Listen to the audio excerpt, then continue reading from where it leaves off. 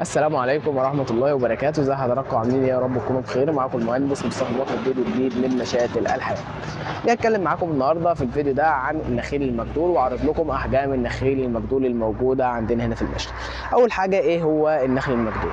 النخل المجدول ده هو نخل ما بيزرعش الا في محافظات وجه قبلي، عشان أول المحافظات اللي بتتميز بارتفاع درجة الحرارة فيها.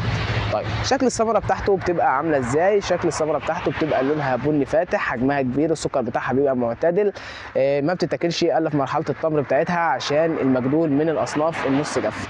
طيب يعني ايه مرحله التمر؟ هي بتبقى مرحله وسطيه ما بين الرطب والجاف، وانا اتكلمت بالتفصيل عنها في فيديو قبل كده.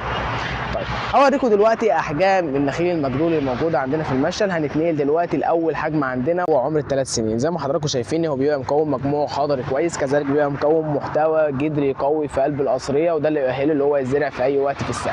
وانا دلوقتي كنا عرضت لكم اول حجم معانا، هتنقل دلوقتي الحجم الثاني اللي هو عمر ال4 سنين. عمر ال4 سنين بيبقى مكون مجموع خضري زي ما حضراتكم شايفين، اكبر واحسن من العمر ال3 سنين، وكذلك بيبقى مكون مجموع جدري اقوى واكبر منه.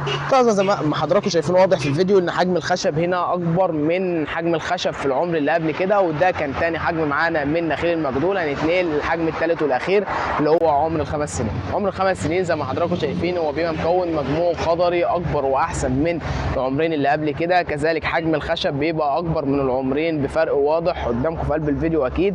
كذلك بيبقى مكون مجموع جدري قوي شغال في قلب القصريه، وزي ما حضراتكم شايفين هو مطلع جنب منه فسايل بالفسيلتين والثلاثه، وده ان دل على شيء فهو بيدل ان المجموع الجدري شغال. ودي كانت احجام البنتجوره المجدول اللي موجوده عندنا في المشتل. في اخر الفيديو ما تنسوش تسالونا عن عروض اخر السنه من مشاتل الحياه، والسلام عليكم ورحمه الله وبركاته.